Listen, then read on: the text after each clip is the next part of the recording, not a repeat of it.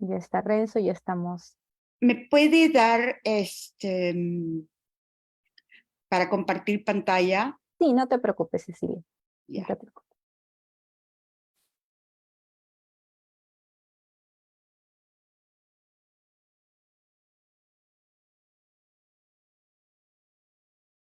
Bien, bienvenidos y bienvenidas a todos y todas las que se conectan a través del Facebook Live, del Observatorio de Medios, Iniciativa de Calandria y del Consejo Consultivo de Radio y Televisión.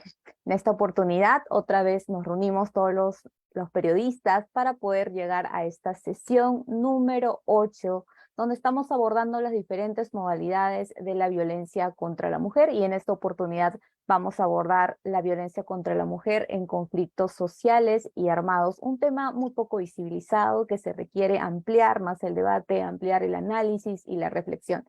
Y para eso contamos con grandes especialistas que nos van a poder ayudar en esta oportunidad a reflexionar acerca de este tema. Para ello vamos a poder iniciar con la ponencia de Cecilia Olea, del Centro de la Mujer Peruana de Flora Tristán. Así que te voy a dejar en la palabra, Cecilia, para que puedas dar inicio a esta sesión. A ver. Listo, ahora ya puedes compartir.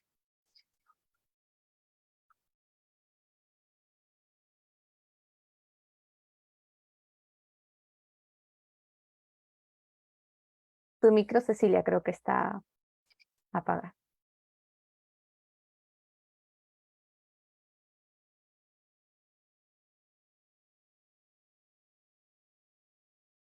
Sí, ya.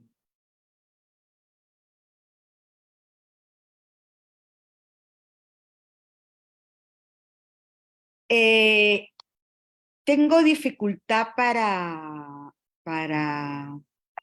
compartir la pantalla. No hay nada ahí. Sí. Y me dice la de técnica que sí, que estás apta para compartir. A ver, de nuevo intenta hay un iconito verde donde dice compartir pantalla. Sí.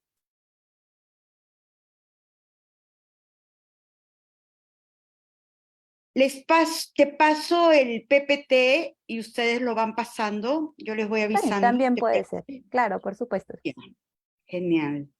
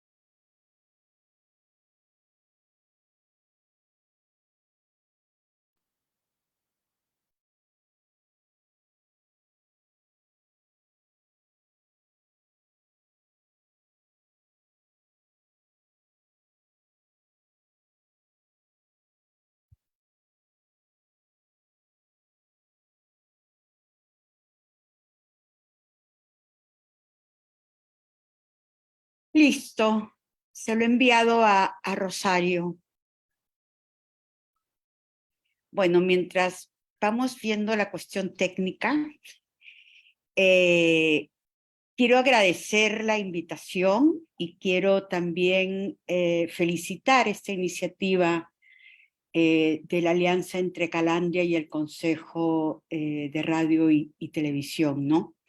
Porque uno de los puntos más importantes es cómo los medios de comunicación pueden, al construir la noticia, al construir el hecho, pueden realmente contribuir a tomar conciencia del problema y contribuir a prevenir, ¿no?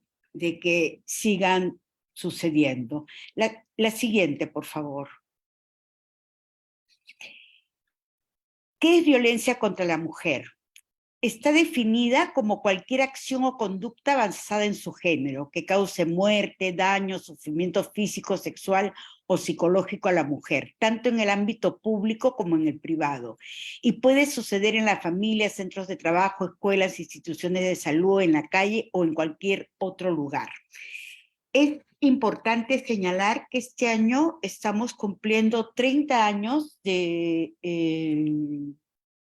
la Conferencia Mundial de Derechos Humanos que se realizó en Viena en 1993 y fue la primera vez que se reconoció que las mujeres tenían derechos humanos específicos y como una forma de vulnerar estos derechos se reconoció a la violencia. O sea, son recién 30 años, es algo reciente. La siguiente, por favor. Bueno, implica violencia física, sexual, psicológica, como ya habíamos dicho, dentro de cualquiera de los ámbitos donde sea perpetrada esta violencia, ¿no? La siguiente. ¿Cuáles son las causas de la violencia contra la mujer? Un sistema patriarcal y colonial. ¿Qué queremos decir con la palabra patriarcal? Un sistema en la cual lo masculino tiene mayor valor que lo femenino.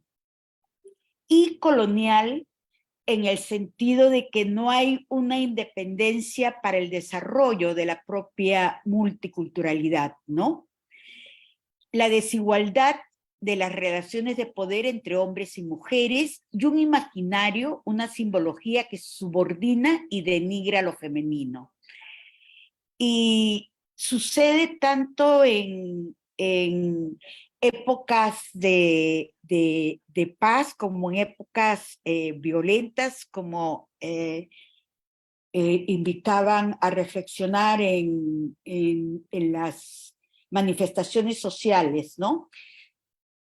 No sé si ustedes recordarán en enero, en una de las movilizaciones llamadas Toma de Lima, detuvieron a 2 personas del Cusco cerca al aeropuerto.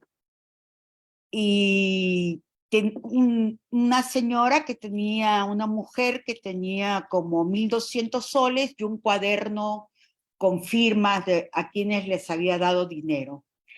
Y el hombre creo que tenía 800 soles. Y la mujer era profesora, es profesora, tiene una hija, era vacaciones, es profesora contratada, entonces durante esos meses, enero, febrero, marzo, no estaba trabajando porque es profesora contratada de abril a diciembre. Tiene casa propia en el Cusco. Y a ella la declararon como que no tenía arraigo y le dieron prisión preventiva. A pesar que tenía una hija, decía, no, si es capaz de dejar a la hija con un familiar, entonces no tiene arraigo. Mientras que al hombre no le dieron prisión preventiva, los dos estaban encausados con esa cantidad de dinero que sumaba 2.000 soles en estar financiando la caída del gobierno, ¿no? Era un poco ridículo, pero en fin, la diferencia en el trato, ¿no? Cómo se le trata al hombre y cómo se le trata a la mujer. La siguiente.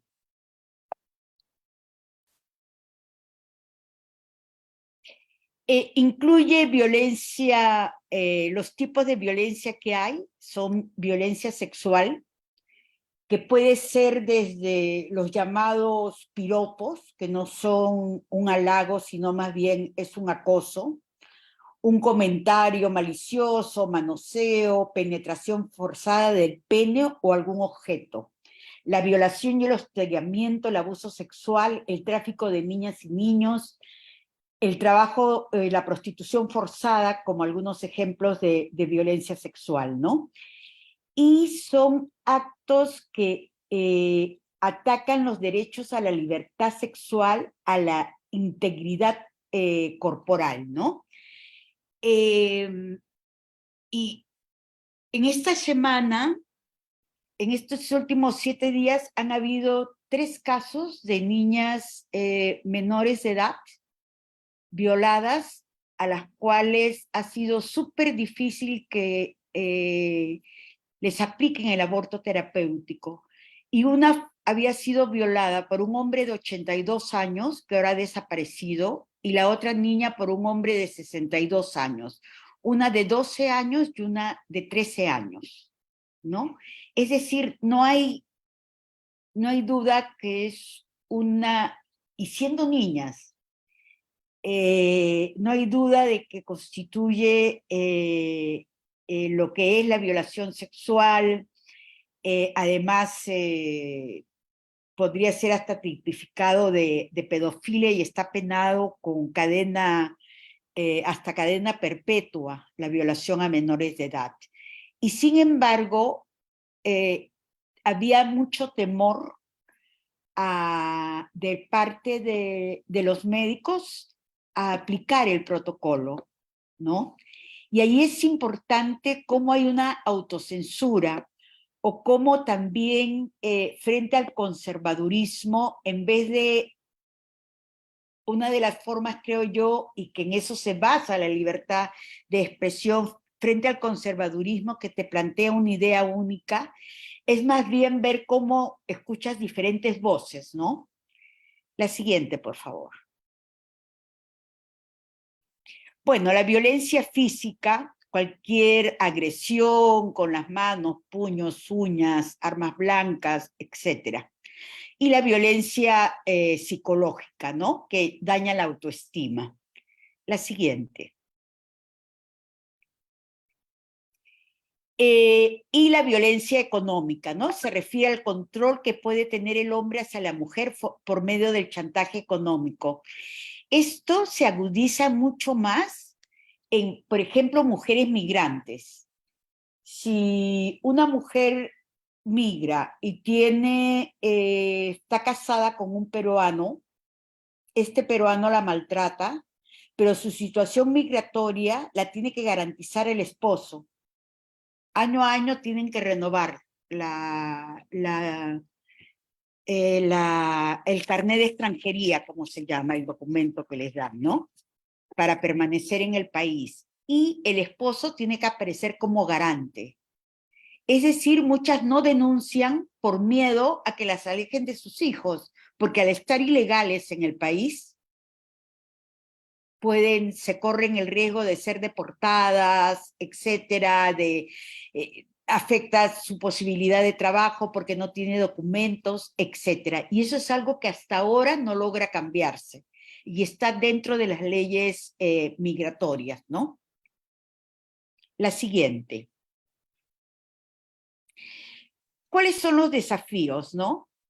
Uno es de que la justicia no tiene un enfoque intercultural. Los operadores de justicia, de educación y de salud no tienen un enfoque intercultural.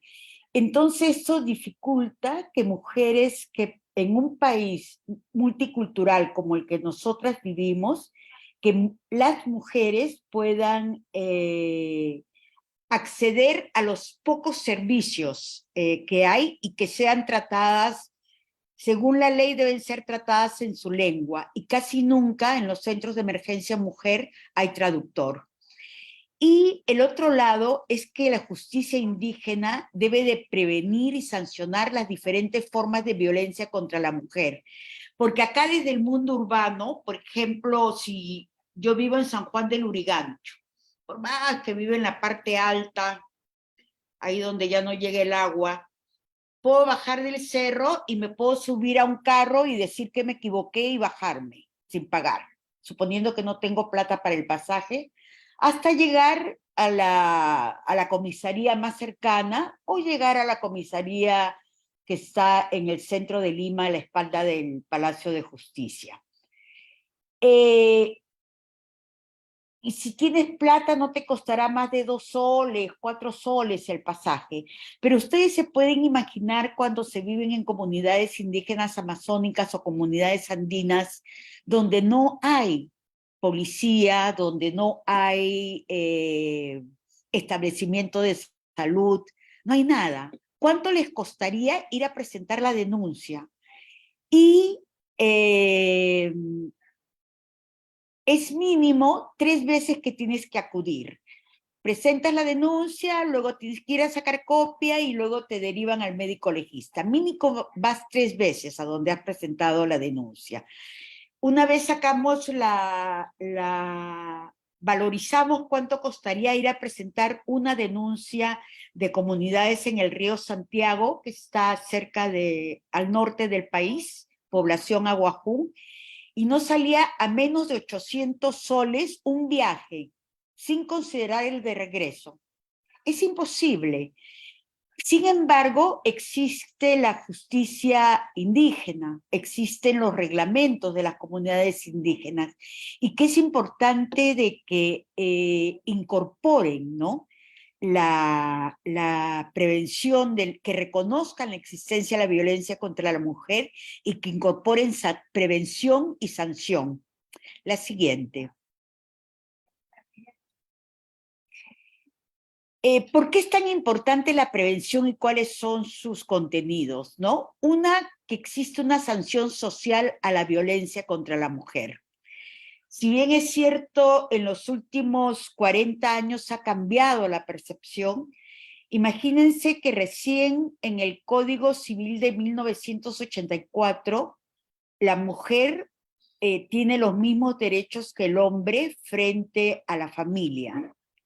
Antes era el hombre, con el código anterior, que no sé de qué año era, pero debe haber sido del año 30 y tantos, el hombre fijaba el domicilio familiar y era el hombre el que tenía la patria potestad sobre los hijos. No era patria potestad o tenencia compartida, sino solamente el hombre, ¿no?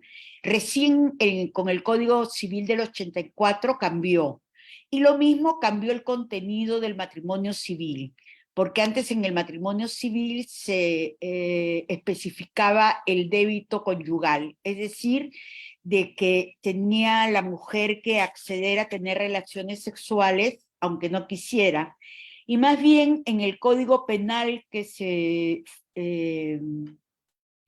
sancionó, se decretó en el año 91, se reconoce la violación inclusive dentro del matrimonio, ¿no? La siguiente.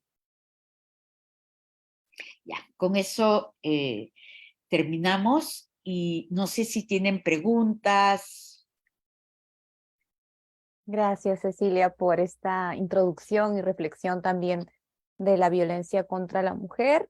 De hecho, es para ampliar más todavía el tema, pero igual no veo ahorita preguntas y respuestas, pero de todas maneras, si nos acompañas, de repente por ahí surjan otras preguntas o consultas más de los y las Claro que periodistas. sí. Muchas gracias, Cecilia. Ahora vamos a continuar con el programa. Tenemos a Jacqueline Valenzuela, es abogada especialista en derechos humanos y derechos de las mujeres. Con ella vamos a tocar un poco más del tema ahora sí central, que es políticas y situación actual de la violencia contra las mujeres en conflictos sociales y armados. Bien, Jacqueline, creo que está un poco con conexión. A ver, Jacqueline. Hola. Ahora sí te escuchamos, Ah, Jacqueline. ya, perfecto. Eh, Buenas tardes a todos. Es un gusto estar nuevamente con Calandria y con todas las instituciones para poder abordar este tema, ¿no?, que nos parece importante, sobre todo hoy día, ¿no?, que también se está organizando una actividad acá en el centro de Lima. Y el tema es políticas y situación actual de la violencia y conflictos sociales y conflicto armado. La ponencia que vamos a presentar está basada en un documento que ha elaborado Jenny Dador este año, ¿no? Precisamente mirando qué impactos ha habido en el contexto de la movilización ciudadana en estos 2 años y profundizando sobre todo en el tema de las desigualdades de género. ¿Cuáles han sido aquellos aspectos de las desigualdades de género que se han visto reflejadas en esta situación? Entonces, la siguiente, por favor. Queríamos entrar un poquito en este tema como para dar un poco el contexto, ¿no? Y vemos pues que actualmente tenemos una fractura de la democracia, ¿no? Tenemos una fractura de la democracia, de las instituciones que son las que deberían garantizar el Estado de Derecho, y este régimen de institucionalidad de la vida cotidiana se ve pues en peligro, ¿no? Y también el diálogo que podría ser, que es algo esencial para no tener y para no ejercer, para no utilizar la violencia, ¿no? También en nuestra sociedad tenemos el tema de las desigualdades múltiples y simultáneas, ¿no? Discriminaciones que tenemos de diversas formas, ¿no? Mujeres, hombres, etcétera, pero también por etnias, por el tema económico, etcétera. Y todas estas desigualdades están impregnadas en las instituciones. O sea, no es que las desigualdades existen en la sociedad y están ahí en las calles, no. Estas desigualdades también están dentro de las instituciones, dentro del Estado, dentro de la función pública. Y la actuación de la policía, de los juzgados, de la fiscalía, va precisamente ¿no? a verse reflejado, va a utilizar y utiliza, ¿no? Todavía toma como suyo estas desigualdades múltiples y simultáneas, que no debería ser así, ¿no? Pero todavía las tiene permeadas, está impregnado dentro del Estado todas estas discriminaciones. No hemos podido, en este Estado de Derecho, en todo este tiempo, poder tener un Estado de Derecho democrático, ¿no? Todavía tenemos desigualdades múltiples y estas desigualdades están también bien impregnadas en las instituciones. Y últimamente vemos un proceso de consolidación del autoritarismo, ¿no? Hay un control del uso de los territorios, ¿no? Se quiere controlar los territorios, pero también los cuerpos de las mujeres, ¿no? Controlar la sexualidad y la reproducción. Ahí vamos a, ya como lo decía Cecilia, ¿no? El tema de las adolescentes, el tema del protocolo del aborto terapéutico, ¿no?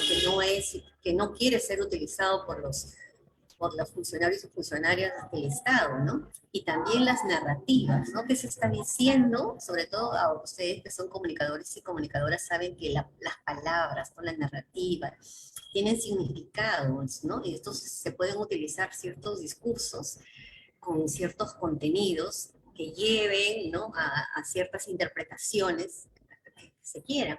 Entonces hay discursos de odio y también de negacionismo. La siguiente, por favor.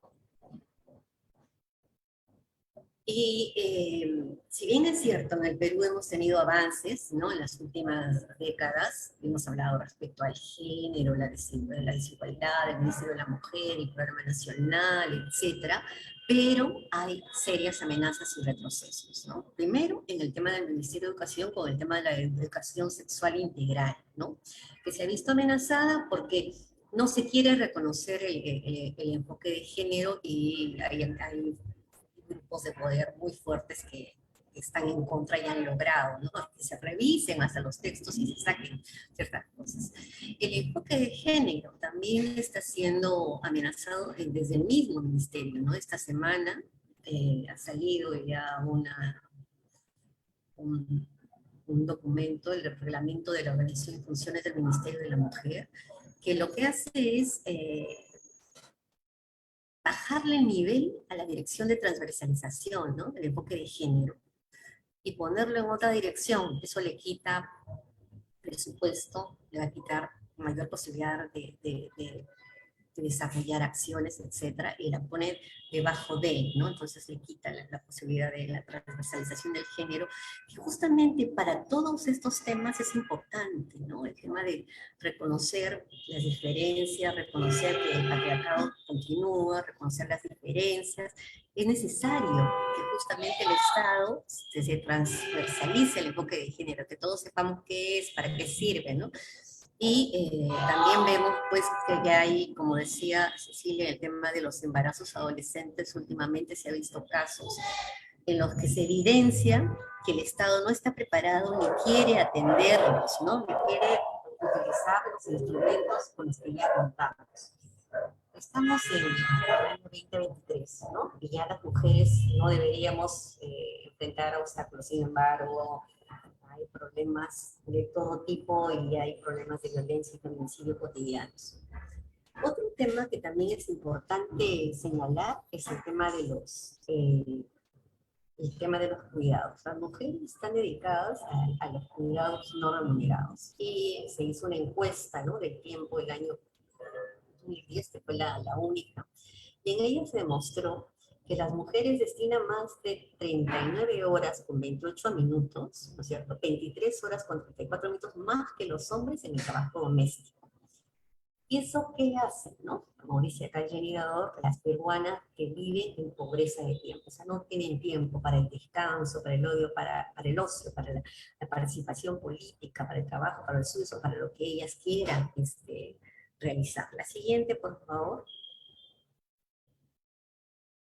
Y también en estos temas de los discursos, ¿no?, que se están manejando desde los fundamentalismos, desde estos retrocesos, es el terruqueo, ¿no? Los discursos generacionistas, ¿no? Existen redes y organizaciones que son privadas y son partidos políticos, ¿no es cierto? Sin embargo, estos no respetan, ¿no?, la democracia, los derechos humanos, ¿no?, cosas que son básicas para poder ejercer la ciudadanía.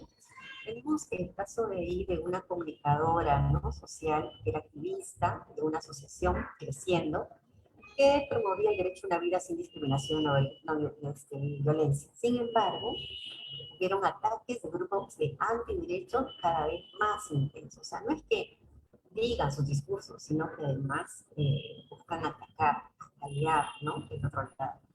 En agosto del 2018, frente a Palacio de Justicia, ¿no?, para exigir la incorporación del enfoque de género en el Currículo Nacional de Educación Básica, cuenta esta comunicadora que fue agredida con empujones e insultos por el grupo de Padres en Acción, ¿no? Después recibió amenazas, también hubo publicaciones en portales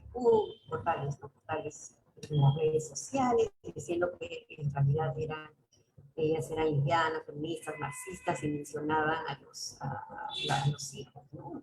Entonces, y también como terroristas. Entonces, este discurso de terruqueo que se está convirtiendo, ¿no?, como para poder dividir y para poder continuar con estas acciones. La siguiente, por favor. En Perú han transcurrido más de 500 años, ¿no?, de dominación de diferente tipo, ¿no? Ya nos está hablando Cecilia también de eso, ¿no? Pero no hemos logrado construir un Estado de Derecho, ¿no?, una república de ciudadanos y ciudadanas, ¿no?, como decía un historiador, ¿no?, ni siquiera con la igualdad ante la ley. Y si bien es cierto, en 1979 la Constitución Política habló de la primera vez de la igualdad entre hombres, ¿no?, y mujeres, vemos que todavía actualmente hay bastante discriminación, racismo, bastante violencia.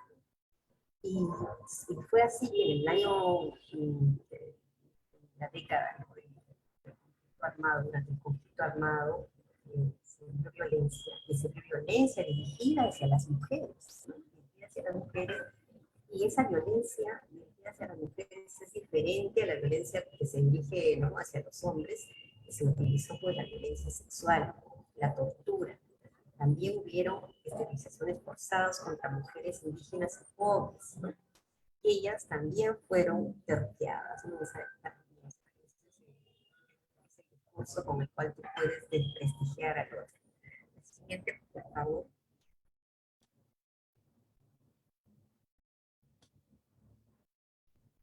Y vemos pues que en nuestro país, desde hace 500 años, desde hace muchísimo tiempo, no solamente la violencia viene en la que se exhibe ¿no?, en las familias, la violencia sexual, la feminicidio, sino no hay un continuum de violencia contra las mujeres en toda la sociedad, ¿no es cierto? Los principales agresores son los varones y las víctimas son las mujeres. Y esto responde mucho al actual imaginario social. Hay una encuesta que se llama ENARES, ¿no es cierto? Y en la cual el año 2020 el 52% de la población, o sea, de mujeres y hombres mayores de 18 años, decían que estaban de acuerdo en que las mujeres primero deben ser madres, luego deben ser esposas y por último pueden realizar sus sueños, ¿no? Más del 50% de peruanos y peruanas cree que todavía el espacio de las mujeres es, ¿no?, su hogar, su rol de madre y de esposa. Y por eso es que los espacios públicos, las mujeres que participan en política, por ejemplo, las pocas que pueden participar, sufren de acoso político, ¿no? Los mismos compañeros, regidores, congresistas, todos ellos se enfrentan y no les gusta que las mujeres participen, ¿no? Entonces buscan quitarles el poder. Y si bien es cierto, ha habido un incremento, ¿no?, con las leyes que se han buscado de integrar en las listas a mujeres. Del 20 al 21, por ejemplo, tenemos que es el 37.7% el tema de la proporción de mujeres que integran el Congreso actualmente. En los gobiernos locales, el promedio de alcaldesas es del 4.8%. O sea, el nivel de participación política de las mujeres en el Perú es bastante todavía bajo, ¿no? Y eso tiene que ver mucho con todo lo que todavía se cree, con todos estos imaginarios, creencias, ¿no?, que se tiene, que tiene el colectivo, que tiene la sociedad peruana. La siguiente, por favor.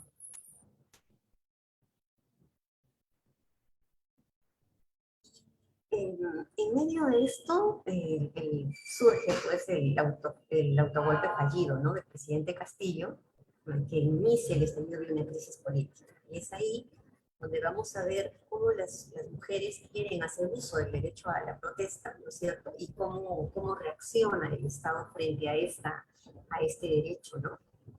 Es diferente de su reacción a lo que hace con los hombres de lo que se con las mujeres. La Defensoría del Pueblo señaló que 49 personas habían perdido la vida, ¿no? De ellas 2 eran mujeres y 262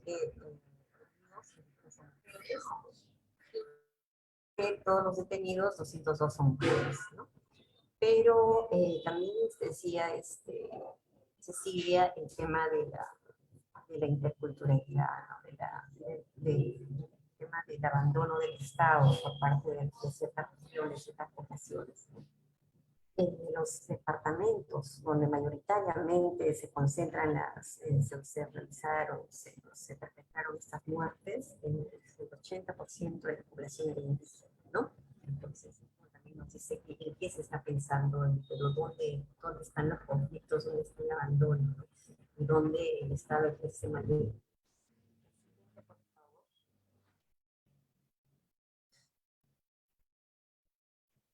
Pues, la siguiente, si pasamos, por favor. Ya. Entonces, le estamos diciendo que ya, las mujeres salen, ¿no? Salen a manifestarse, han estado en conflicto, han estado en los conflictos, han estado también como víctimas, como actores en el conflicto armado, ¿no es cierto? Y hay afectaciones diferenciadas. No es lo ha dicho la Corte Interamericana, el impacto de género de las vulneraciones de derechos humanos a las mujeres, ¿no es cierto?, que los hombres. Mujeres detenidas o arrestadas, por ejemplo, se van a ver afectadas de manera diferente a los hombres, por ejemplo, en los casos de la desnudez, ¿no? La desnudez de las mujeres frente a los perpetradores de la trata. También la falta de ropa, artículos de higiene básica femenina, toallas higiénicas, ¿no? Y la ausencia de privacidad. Por ejemplo, y ser obligadas a asistir al baño en compañía de un varón. Y las inspecciones vaginales.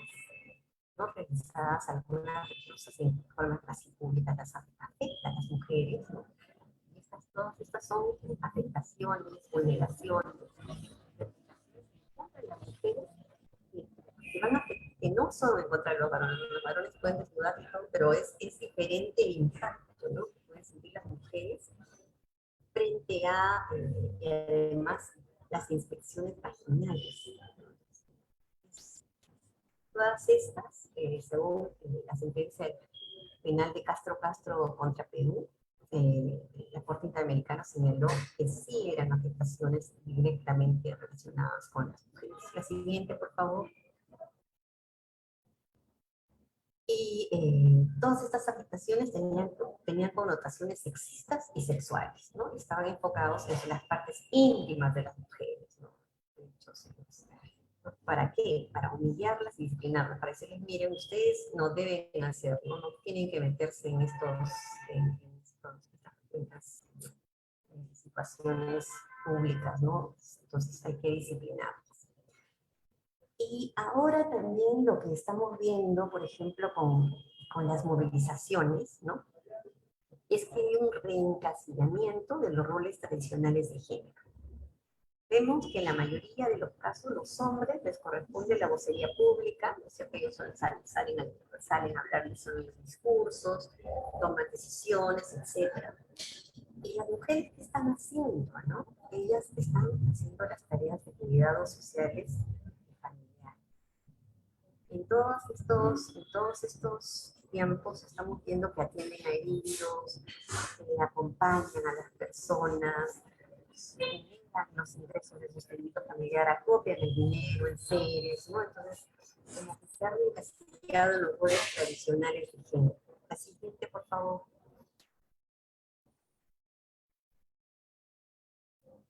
Y el tema también que ya habíamos mencionado, vamos a desarrollar un poco más, de la violencia verbal y discriminación estructural. El Día Internacional de la Mujer, como sabemos, ¿no? Un grupo de mujeres armadas estaban en una protesta pacífica y fueron glaseadas, ¿no? Con frente a esta situación, ¿no es cierto? Frente a esta situación, ¿cuál es la reacción del Estado? No institucional, no de un Estado que debería ser democrático y todo esto, dice que las mujeres actuaban peor que animales, ¿no? Y incluso deslizó la idea que los niños eran alquilados, no eran responsables. De otro lado, otras autoridades, inclusive las querían denunciar por poner exposición al peligro de la niñez, ¿no? Entonces, no consideraban el tema de que las mujeres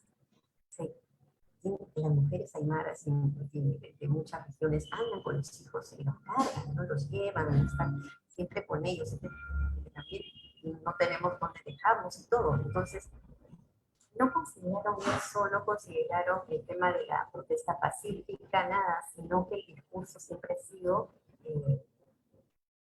decir que está mal, ¿no? Son otras, desnaturalizarlas. Y también se les acusó de exponer a sus hijos, ¿no? Por traerlos a la marcha. ¿Cómo es posible que vengan a la marcha?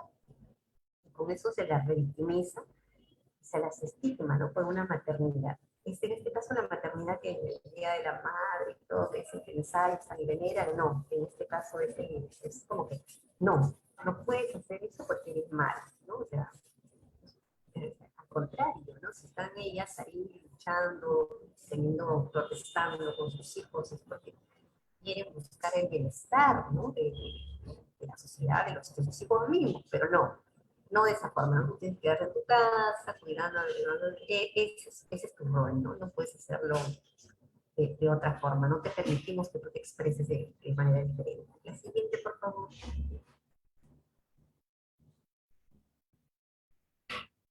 Y frente a estos hechos, el derecho, ¿no es cierto? El derecho penal, ¿no? El derecho es una construcción social, ¿no? Cultural, no es neutral. El derecho está pensado y está realizado en un enfoque androcéntrico, solamente para los hombres. Y por por eso que ya nos estaba comentando, y es el mismo caso, ¿no? De que ya comentaba Cecilia Olea, dos personas, un hombre y una mujer, cada uno más o menos con una cantidad semejante de dinero. Pero a ella, ¿no? A ella, una jueza mujer también, tiene los estereotipos presentes y le dice que no tiene arraigo de calidad o perdió su arraigo domiciliario al venir a Lima y dejar a sus 3 hijas menores en Andahuaylas, ya se encontraba un espacio y tiempo distinto a su domicilio sin que pueda explicar la necesidad de su presencia indispensable en la ciudad de Lima. No existe el arraigo familiar, pues puede abandonar a sus hijos. Por eso a ella le dan prisión preventiva de 30 meses. Y al hombre que presenta los mismos documentos, no le dan prisión preventiva. La siguiente, por favor. En la fiscalía, ¿no es cierto?, sobre este mismo caso, ¿no? Dice que la señora, ¿no?, tiene un hijo de 15, una niña de 12 y otro de 4 años, ¿no?, han sido abandonados en un pueblo de Huancavelica o Ayacucho, mientras ella acá está usando a la población. ¿Cómo es posible, no? Y además ella estaba embarazada, ¿no? Dice, no podemos cerrar los ojos frente a una persona que está en estado de gestación. Encima también eso, ¿no? O sea, ellos, el discurso era respecto a su rol de madre, se cuestionaba, ¿no? Y también a ella como un receptáculo, ¿no? De una vida, ¿no? Ella no tiene valor por sí misma, ella tiene que cuidar al feto, ¿no? Y la Constitución no reconoce, ¿no?, como sujeto de derecho, ¿no?, al feto, sino a la persona humana. Pero eso no lo decía ni la juez, no tienen conocimiento o reconocimiento, ¿no?, respecto a esto, porque el derecho, como decíamos, todas las discriminaciones, los estereotipos de género están permeados dentro de las instituciones y dentro de los operadores. Sin embargo, debemos señalar que hay bastantes avances en derechos humanos, ¿no?, en las sentencias y acuerdos de la Corte Interamericana. Por ejemplo, en el caso de Atala, en Chile, ya se señaló que exigirle a la madre sus condiciones, sus opciones de vida, implica utilizar una posición tradicional sobre el rol social de las mujeres como madres, según la cual se espera socialmente que lleven la responsabilidad principal en la crianza de sus hijos e hijas, y que en pos de esto hubiera debido privilegiar la crianza de los niños y niñas, renunciando a un aspecto esencial de su identidad. Entonces, aquí lo que la Corte Interamericana está diciendo es, no deben restringir a las mujeres en el rol de madre, de crianza, ¿no?, de niños y niñas, que ella tiene otras capacidades y otras posibilidades. No es la justicia la que debe señalar cómo debe ser la vida de las mujeres, no cómo debe ser su plan de vida. La siguiente, por favor. Las conclusiones, ¿no? Un poco las conclusiones que recoge el documento de Jenny, es que existen múltiples desigualdades históricas, el patriarcado, intersecciones y todo, y estas están permeadas en las instituciones públicas, las fuerzas policiales, el ejército, el poder judicial, todas están permeadas de estos, ¿no? Y en nuestra democracia, ¿no?, nuestra peruana, ¿no?, creíamos que era más fuerte, ¿no?, los grupos de antiderecho han avanzado, han hecho bastante lobby, ¿no es cierto? Y ahora las mujeres enfrentan serias restricciones, ¿no?, para el ejercicio y goce de los derechos, como decíamos, el tema de la educación sexual integral, hablar del enfoque de género, de la transversalización de género, está haciendo, ¿no?, ya ahorita son retrocesos, ¿no? Y no se reconoce tampoco acá el trabajo doméstico, no remunerado. Las mujeres trabajan más horas en la casa. Esto impide que puedan realizar estudios, realizar otro tipo de acciones de participación política. Y eso tiene que cambiar. Sin eso no se puede hablar de participación de las mujeres en ningún contexto, ¿no? Y en este contexto también hemos visto que las mujeres, la presencia masiva de mujeres en estas universidades está colisionando con un reencasillamiento en los roles de género tradicionales, ¿no? El trabajo de cuidado humanitario está recayendo sobre ellas, ¿no? La atención de lo segundo, la recolección de medicinas y todo, ¿no? Es en segundo plano que ellas están desarrollando el tema de actorías y de liderazgo. La siguiente, por favor.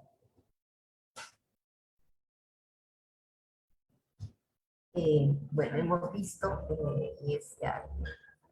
en las fuerzas de seguridad actúan, ¿no? En base a protocolos construidos de acuerdo a una ciudadanía diferenciada ni de mujeres, no, no todo, sino de los hombres. A mí un poco les importó que fueran mujeres, que estuvieran cargando a sus hijos, que vinieran de otro sitio, no, no les interesa. Simplemente es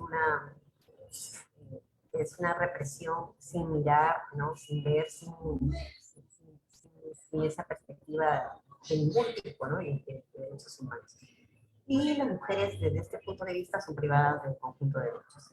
Las mujeres también con el conflicto armado se vieron afectadas por diferentes formas de violencia, ¿no? Claramente sexual y cargada de estereotipos, ¿no? Porque tenían que castigarlas.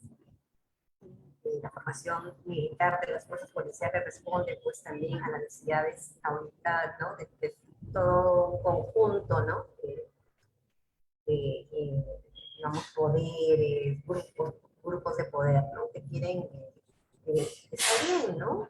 Que para defender la situación actual o sus privilegios, están defendiendo esta forma de actuar, ¿no? Y la crisis de derechos humanos, estas muertes que han causado, la indefensión, el hecho de pasear a las mujeres, ¿no? En realidad es una crisis de derechos humanos y genera una reducción en la agenda de derechos, es un retroceso, ¿no? Donde todo lo acumulado y avanzado con anterioridad se reduce, ¿no? Se va a reducir y se va a buscar solamente defender la vida y las libertades civiles y políticas, ¿no? Cuando en realidad tenemos todavía mucha agenda por hacer, pero viéndose que se está vulnerando lo principal que es la vida, ya la agenda se va a reducir y se va a priorizar, ¿no? La siguiente, por favor. Y queríamos terminar con los retos, ¿no? Los retos que nos quedan ante esta situación. Creo que es importante saber que cómo desde la comunicación, ¿no? Podemos aportar hacia que a los comunicadores y comunicadoras aportar hacia los cambios de esta violencia, de esta situación de las mujeres, los conflictos sociales, ¿no? Primero, promover que las víctimas y sus familias obtengan el derecho a conocer la verdad de los hechos, ¿no? Que ha sucedido, que accedan a la justicia y que obtengan una indemnización, ¿no? Los medios de comunicación deberían ser los que promuevan esto, ¿no? De que los responsables sean sentenciados. También sería importante que los medios de comunicación, los comunicadores y comunicadoras, prestaran atención al tema del cuidado, ¿no? El cuidado, el trabajo doméstico que realizan las mujeres, y todo lo que eso significa, y lo que debería hacer el Estado para buscar una corresponsabilidad social, ¿no? Una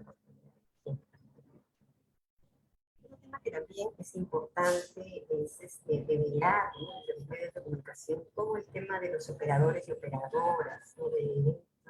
Tanto de abogados, efectivos policiales, fiscales, todo, ¿no?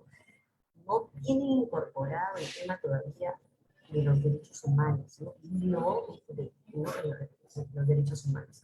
Pero además, en el último reto, que es el tema de que también se promueva, se visibilice, se vea que el tema de las violencias de género y sexuales, ¿no? En todas las movilizaciones, en los conflictos, todas estas violencias de género y sexuales van atacando a las mujeres, las ponen en un papel, las revictimizan y ahora las están encasillando, ¿no? En ciertos papeles. Entonces, todas estas violencias también, desde el Estado deben tener diferentes formas de investigar, considerar las violencias que no son únicas, ¿no? Sino que son un continuum de violencias que impidan la revictimización y atiendan efectivamente a las víctimas.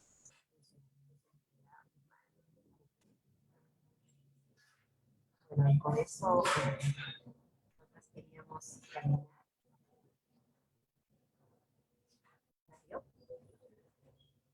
Muchas gracias, Jacqueline, por estos importantes conocimientos que nos brindas.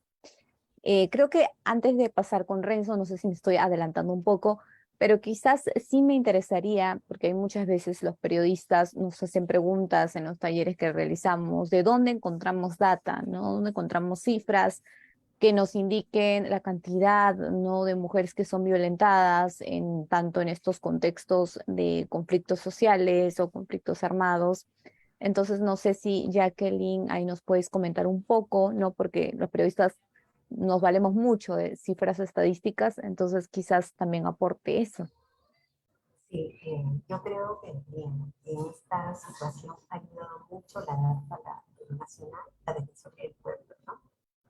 Ahí hemos tenido una data que nos ha brindado casi inmediatamente la situación que ha estado sucediendo.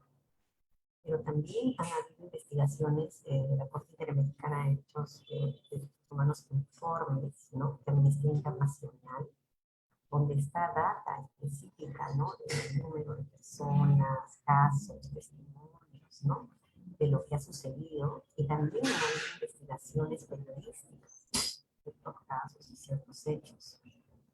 Entonces, yo creo que en esta oportunidad ha sido las redes sociales, ¿no?, el tema de las redes sociales y todo ha llegado a capturar, a tener mayor información, no solamente numérica, ¿no?, sino también visual de todas estas violaciones, que también ayudan a mostrar esa información. Pero sí hay, ¿no?, hay a nivel de la Defensoría del Pueblo, en este caso, y también de la Corte Interamericana, que nos habla de informes, y de Amnistía Internacional. Podemos encontrar datos. Bien, muchas gracias, Jacqueline, por ese dato. Igual, de todas maneras, quizás Renzo ahí también nos vaya a ilustrar, porque ahora ya comenzamos con ya la tercera ponencia de esta sesión de violencia contra la mujer en conflictos sociales y armados. Así que, Renzo, te dejamos en la palabra. Renzo es de la Asociación Nacional de Periodistas del Perú, así que nos va a hablar sobre el rol de los medios frente a justamente este tema que estamos abordando. Renzo, te dejo en la palabra. Muchas gracias, Mario, a las y los colegas que nos están tanto viendo en vivo como aquí presentes en la sala de Zoom. Gracias por su atención y por tener el interés de participar en esta charla, en esta conversación, considerando todo lo que está aconteciendo en estos momentos a nivel de la ciudad y a nivel del país. Yo te pido, por favor, Rosario, si podemos proyectar el PPT, te lo había compartido. No sé si puedes ayudarme con eso, por favor, que estoy en el celular. Perfecto. Bueno, yo les comento, bueno, en general, lo que vamos a abordar, lo que les voy a compartir más es primero un amplio marco teórico, empezando con lo más básico, ¿no?, que es entender un poco qué son los conflictos sociales, hablar de lo que es la cobertura en medios de comunicación, cobertura en general, porque hay algunos aspectos que se deben tomar en cuenta, también, ya reitero, amplio marco teórico, y ya aterrizamos finalmente en lo que es cobertura de conflictos, ¿no? Creo que lo que les voy a presentar, si bien es cierto, no está tan sujeto al tema de enfoque de género, violencia contra mujeres, enlazado con las dos exposiciones que me han antecedido, permiten entender una reflexión integral de cómo debería ser el tema del abordaje de violencia contra mujeres en contextos de conflictos sociales o conflictos armados. Siguiente, por favor, Rosario. Bueno, primero vamos reitero, empezar desde lo básico y es entender, ¿no?, qué son conflictos sociales. Eduardo Villamata presenta o explica que los conflictos están presentes constantemente en la vida humana, individual y colectivamente, ¿no? Esta es de alguna forma, una paráfrasis de esta tan conocida frase de Marx y Engels, que habla de que la historia de la humanidad puede ser relatada como la historia de la lucha de clases, ¿no? O sea, entendamos que conflictos se dan constante y permanentemente. O sea, hablar de un conflicto en seco, o sea, un conflicto así en el término más estricto de la palabra, lo que puede significar es hablar de una discusión de dos individualidades, como podemos hablar ya de colectivos que entran en una discusión, en una discrepancia, en una discordancia, por diferentes motivaciones, ¿no? O sea, creo que podemos recordar varios episodios de nuestra historia y entenderemos que hay conflictos entre dos colectividades que acaban impactando en el grosor de la sociedad y Binyan Mata lo presenta muy bien, ¿no? Dice de que crisis y violencia influyen decididamente en la emotividad, salud y la convivencia y viceversa, ¿no? Y la historia de la humanidad puede ser escrita en buena parte como la historia de sus conflictos, como la constante búsqueda de paz y de seguridad.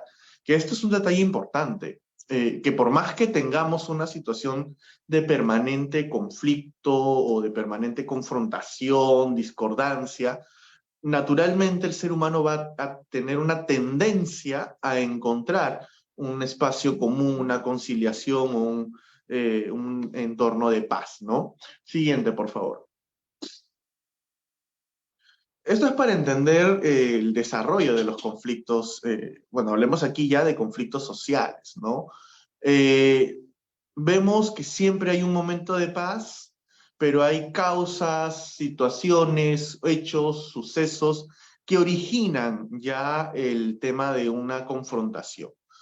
Puede ser, y para entrar en casos concretos y hablando, por ejemplo, de hechos recientes, no solamente de este año o el año pasado, sino anteriores, la situación en la defensa de los derechos de una comunidad frente a la situación económica que pueda presentarse en un contexto de una minera o de una comunidad nativa o indígena frente a una petrolera, diferentes motivaciones.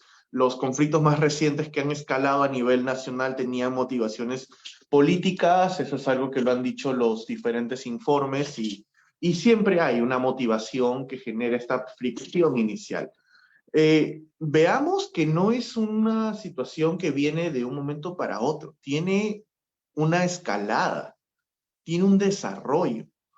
Crece que cuando llega el punto culmen, estalla la crisis, o sea, revienta el conflicto, revienta la movilización, comienza la movilización, la sociedad se moviliza, hay un estancamiento en este periodo de crisis, que hay algunas que son muy espontáneas y esporádicas, como hay algunas que logran, si lo ponemos gráficamente, constituir una meseta, y posteriormente tiene que llegar, o tendría que llegar, un nuevo punto de quiebre, que ya venga el desescalamiento para que se dé el retorno a la paz, que es la reconciliación.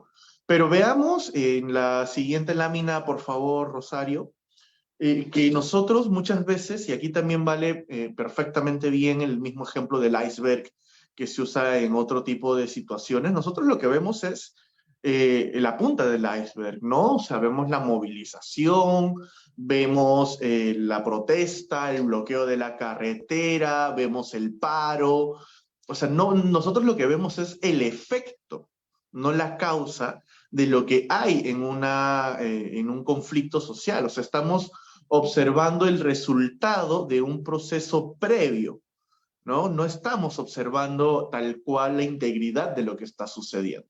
Siguiente, por favor. Cuando comenzamos a ingresar un poquito en la profundidad de la problemática, lo que vamos a encontrar ya no es solamente una situación concreta de acciones o reacciones que se dan frente a determinados hechos. Vamos a encontrar las posiciones que motivan estos sucesos. Vamos a encontrar qué cosa ha sucedido previamente, si es que es una situación de un conflicto socioambiental, que es lo que mayormente se presenta a nivel nacional en el Perú. Por ejemplo, lo que sucedió en las mesas de diálogo, las negociaciones colectivas en los casos de huelgas, entre otras situaciones similares.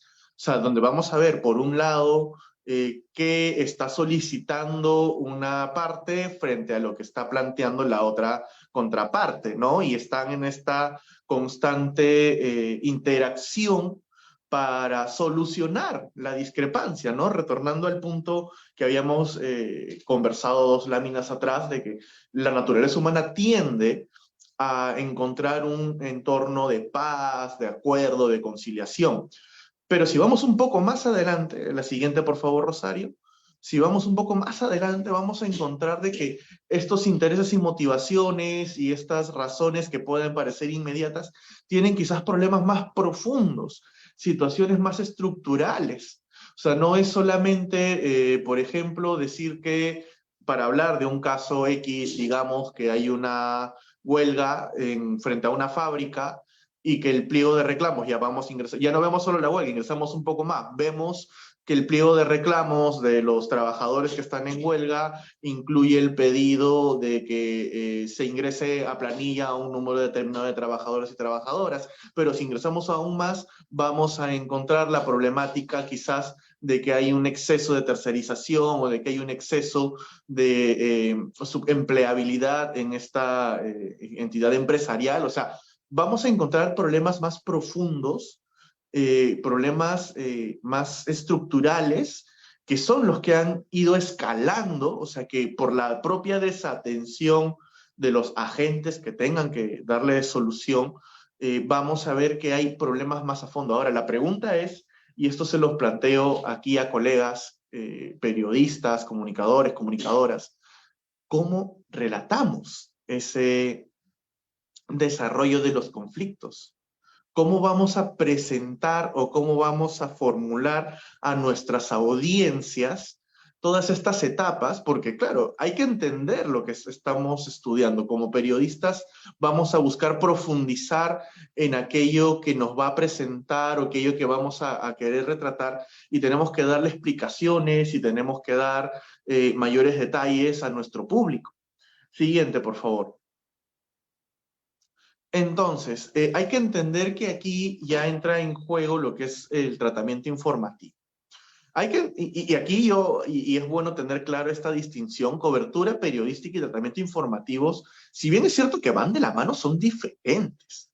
Porque cobertura periodística es lo que puede estar haciendo un fotoreportero, un camarógrafo, un reportero, un periodista de investigación, de ir y recopilar la información. Pero el tratamiento informativo tendrá una fuerte e importante influencia de la línea editorial del medio. ¿Qué quiere decir? Para poner casos concretos, igual casos concretos pero imaginarios, hablemos, por ejemplo, sigamos en el caso de la huelga. El periodista, el reportero, irá y tomará fotos de la huelga, pero eso no significa que todas sus fotos van a salir publicadas. Va a tener un editor, va a tener un director, va a tener un consejo que determinará qué imágenes difunde y qué imágenes no. Porque, y aquí yo puedo recordar casos concretos en Lima, es como cuando habían algunas movilizaciones en algunas gestiones municipales, y habían una gestión presentaba que cuidaba el patrimonio para que la ciudadanía ejerza su derecho a la protesta sin ningún tipo de perturbación y etc. Pero había otra gestión municipal en otro momento que después de una movilización lo que registraba y lo que difundieran las fotografías del personal de limpieza barriendo las plazas y recogiendo la basura, porque indicaba de que la protesta era un acto que ensuciaba la ciudad y que también generaba potenciales actos de vandalización a la infraestructura pública. O sea, a ver, al final todo es parte de una sola narrativa y todo lo podemos cubrir, porque podemos cubrir cómo es que efectivamente el ente municipal está garantizando el derecho a la protesta de la ciudadanía, pero que también hay efectos o daños colaterales por ciertos sectores de la ciudadanía que tienen que fortalecer o que tienen que quizás encontrar una forma más ecológica, una forma más organizada de evitar estas situaciones, y tenemos un retrato completo. Sin embargo, determinará, y estoy poniendo un caso municipal para no entrar tanto en medios, determinará quienes tomen las decisiones, qué enfoque vamos a presentar finalmente en el producto comunicacional que llevemos adelante. Siguiente, por favor, Rosario. Los medios, según sus códigos de fondo y forma, deciden cómo tratar la información. Y según la importancia de una noticia, decidirá qué tanto espacio darle. O sea, ahorita, y pongamos casos concretos, y ahora sí hablo bastante más de la realidad, tenemos, por ejemplo, algunos medios que van a estar hablando de las previas al partido Perú-Chile, pero hay quienes van a estar hablando más quizás de las movilizaciones que se están dando en estos momentos o que deben estar culminando, porque yo las tengo cerca relativamente aquí en el centro de Lima, ya no las escucho tanto, pero hay quienes dan diferentes espacios en cuanto a proporción de tiempo, de extensión, si es un impreso, en cuanto a tiempo de reporte, si es un medio radial o televisivo, o sea, todo eso va a depender de determinaciones editoriales. ¿Qué quieres priorizar y qué no? Y recordemos aquí algo que en filosofía se enseña, que es lo que no se nombra no existe. Entonces, haciendo una paráfrasis y una reinterpretación de este enunciado, si nosotros damos cobertura mayormente a un tema, es que le estamos dando más importancia y queremos que nuestra audiencia lo tenga más posicionado por sobre aquello que no le vamos a dar el mismo nivel de cobertura. Ahora, y eso es algo muy interesante, también vamos a ver que la realidad entra y que hay los medios, naturalmente, observan también a otros medios. Recordemos lo que ocurrió en noviembre del 2020. Las primeras coberturas de las movilizaciones sociales no fueron en medios tradicionales, fueron en medios digitales. Sin embargo, cuando los medios digitales le daban relevancia y la ciudadanía tenía y sentía mayor acogida aquí, y que las movilizaciones y la reacción social se sostenía e incrementaba, los medios tradicionales, frente a la contundencia de lo que ocurría en la calle, tuvo que darle cobertura a lo que ocurría, por más que en un primer momento quizás no le dio el mismo nivel de alcance que a cualquier otra noticia que en ese momento sucedía. Siguiente lámina, por favor, Rosario. Entonces, ya viendo que primero podemos posicionar los temas, hay que ver que también podemos darles las lecturas a nuestras audiencias. Porque no es solamente decir, mira, hay gente que está protestando en la calle. También podemos decir, oye, el derecho a la protesta es un derecho legítimo, es lo que puede hacer la ciudadanía para hacer escuchar su voz, etc. Y llamar a que se ejerza un derecho a la protesta pacífico, ordenado, que no haya ningún tipo de exceso y demás. Pero también podemos decir, oye, no, protestar está mal, mira que estás perturbando el tránsito, mira que estás perturbando el normal desenvolvimiento de las instituciones, etc. O sea, el tema está posicionado, pero también hay que ver que le podemos dar un enfoque. Y eso es lo que va a recibir nuestra audiencia. ¿Y qué tanto, y esto es bueno, y aquí me voy a abrir un poquito, pero también entra en el debate, o sea, qué tanto la audiencia tiene la pluralidad y la diversidad de voces necesarias para formarse una idea propia? Porque no es lo mismo si es que escucho a 20 diciendo esto va por el lado X, que a tener a 10 diciéndome esto va por el lado X y otros diciéndome esto va por el lado Y. Yo, como público, escuchando ambas posiciones, voy a tener la capacidad de análisis y la capacidad crítica para tomar una decisión propia. O sea, veamos que hay muchas problemáticas en el trasfondo. Entonces, siguiente lámina, por favor, Rosario. No solo se trata de posicionar el tema, sino de cómo se interpreta esto a través de los medios. Entonces, primero tenemos el desarrollo de los acontecimientos, la cotidianidad, los hechos.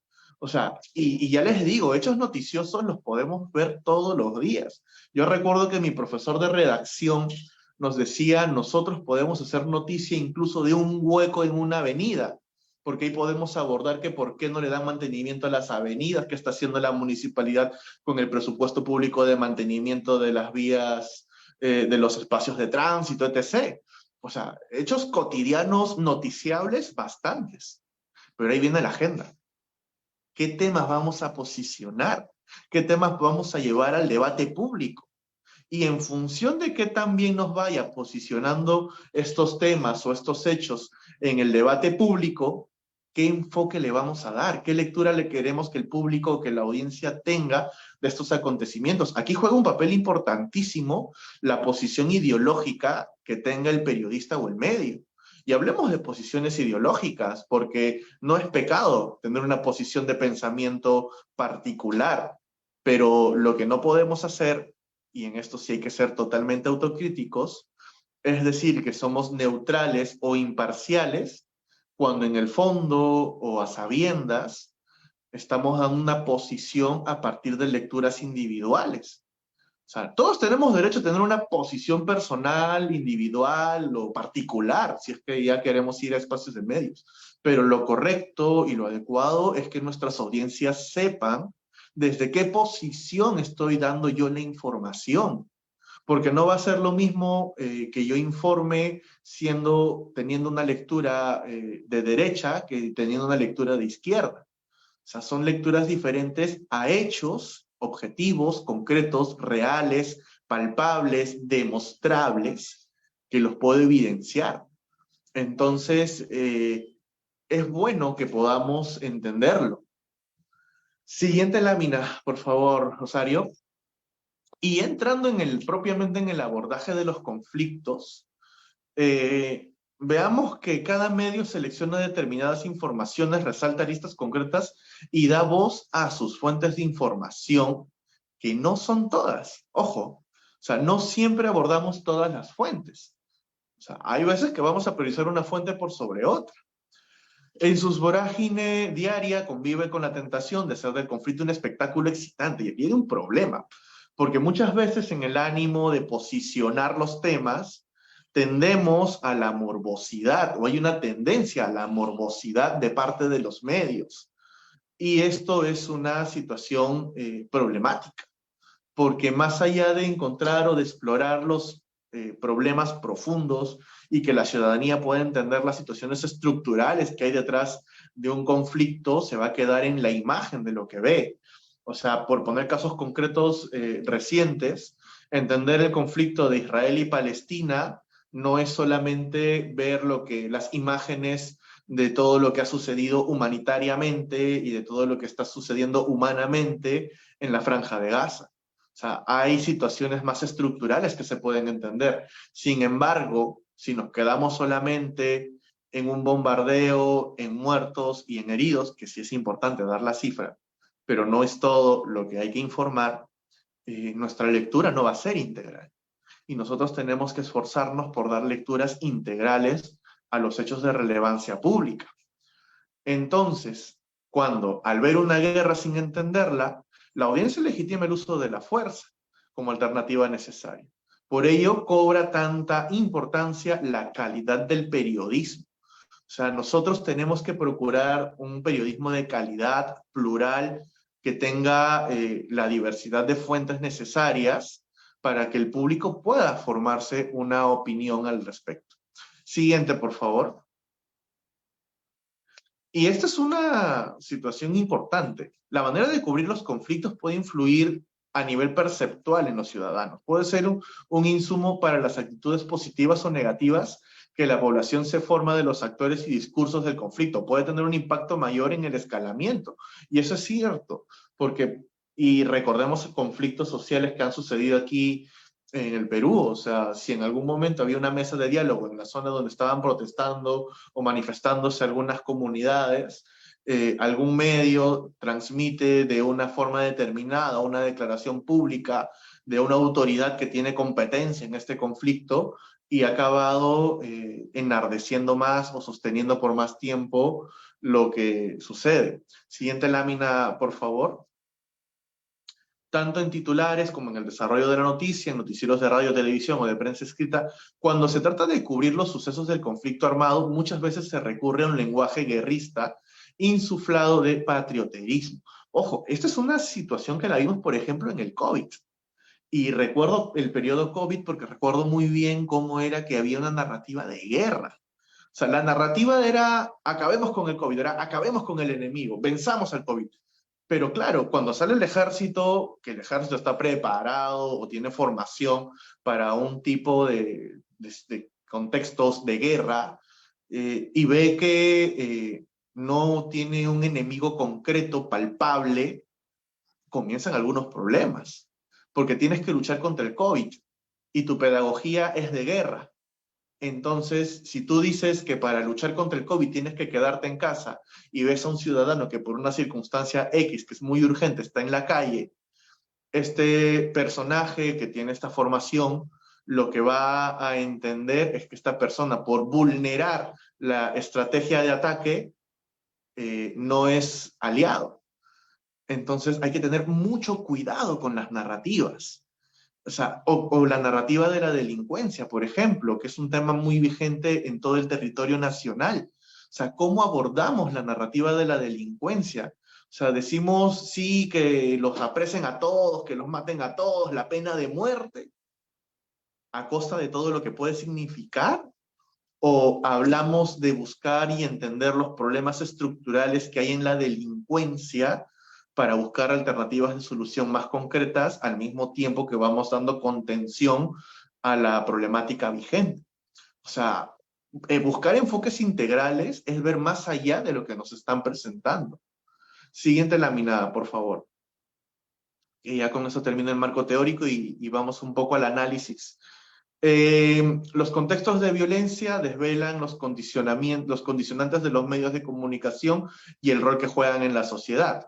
Su desempeño en la cobertura del conflicto es cuestionablemente desinteresado y objetivo. Y recuerden lo que les decía de las posiciones ideológicas.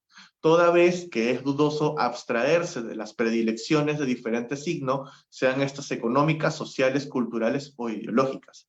O sea, nosotros, y esta es una situación particularmente, yo sí discrepo con esta parte de la formación universitaria, siempre nos han dicho la objetividad y la imparcialidad. Bueno, la imparcialidad yo la cuestiono, porque no conozco un ser humano que sea 100% imparcial. Lo objetivo, lo comprobable, lo verificable, lo podemos tener. Podemos conseguir la foto, el video, el acta, el documento, el testimonio que va a transmitir un hecho. O sea, tenemos evidencias. Podemos verificar, podemos ver la veracidad de la información que difundimos. Pero hablar de neutralidad al 100%, hablar de una imparcialidad total, es algo muy complejo. Vamos a ver, siguiente lámina, por favor, Rosario. Yo aquí les quería presentar algunos casos, imágenes, en realidad para observar cómo es que ha sido la cobertura en los últimos meses, ¿no? Estas imágenes que les estoy trayendo son de los últimos meses. Miren cómo el comercio abordaba la situación de las protestas, en este caso en la región Puno. Miren lo que puso la República al día siguiente de los hechos en San Marcos. Y ya sabemos que el comercio y la República tienen posiciones editoriales no coincidentes. Y miren lo que puso el diario más vendido, que es el Trome. O sea, es algo que no podemos negar. El Trome sigue siendo el diario más vendido, que pertenece naturalmente al grupo del Primero. Ahí hablamos de lo que venía a ser el tema del debate público.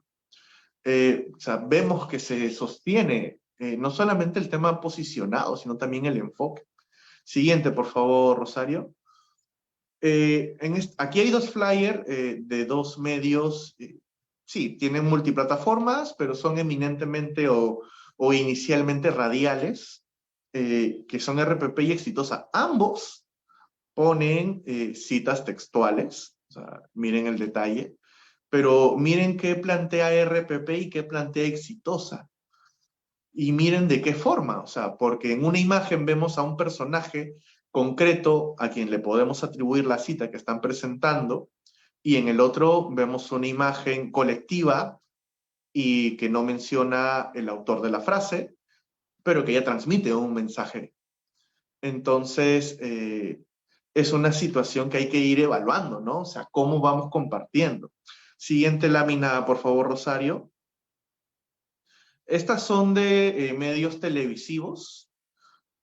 Vamos a ver que hay quienes intentan o se esfuerzan por mantener la neutralidad para evitar, por un lado, estigmatizar y por otro lado, disminuir el tema de lo que pueda suceder, pero hay quienes también ya directamente llegan a calificar y a dar posiciones firmes frente a lo que sucede en la realidad, ¿no? Entonces, van variando y entendemos también que estos medios, reitero, tienen cada uno su posición. Y en la siguiente lámina, por favor, que ya con esta culmino, he traído medios de prensa extranjera, que son los que intentan y se esfuerzan mayoritariamente por dar pluralidad de voces y por tener una posición neutral, aunque, reitero, todos los medios tienen línea editorial, o sea, todos los medios tienen una posición frente a lo que se va desarrollando, frente a las noticias que van informando.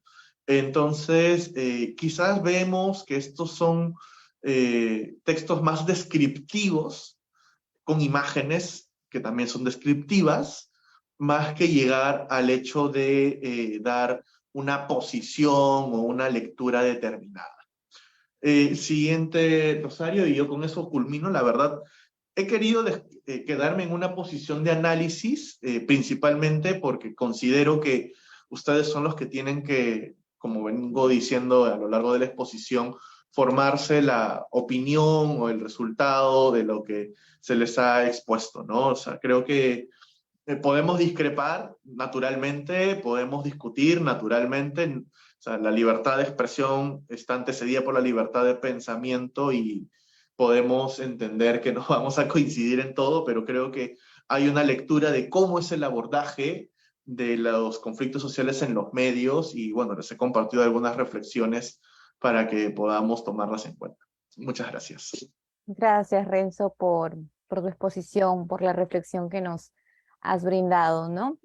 Creo que, bueno, no sé si tengas un tiempito más o ya creo que igual tenías que retirarte por la reunión, no te preocupes. De todas maneras, igual a los y las periodistas recordarles que todavía pueden concursar, estamos todavía haciendo estas diferentes sesiones de las modalidades de violencia contra la mujer, específicamente para que ustedes puedan participar del concurso de periodistas, Periodismo que llega sin violencia, que todavía estamos en la recta, estamos recibiendo todos los trabajos, todo lo que ustedes puedan presentar de las diferentes modalidades que estamos abordando, así que todavía estamos a tiempo, ¿no? Estamos para recepcionar todos sus trabajos, todas sus iniciativas, todavía, así que invitados están. Antes de terminar, voy a compartirles por el chat, no se olviden, el link para que puedan llenar el formulario de asistencia. Por favor, eso sí les agradecería, ahorita lo voy a compartir para que luego lo puedan también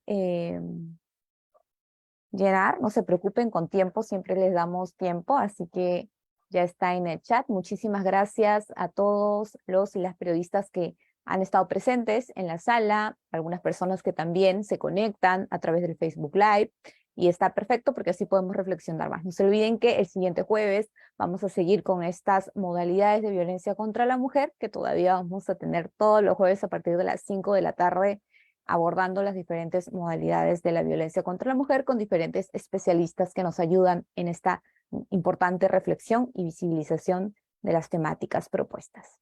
Muchas gracias a todos y todas por participar. Nos vemos el siguiente jueves, no se olviden, a las 5 de la tarde. Gracias.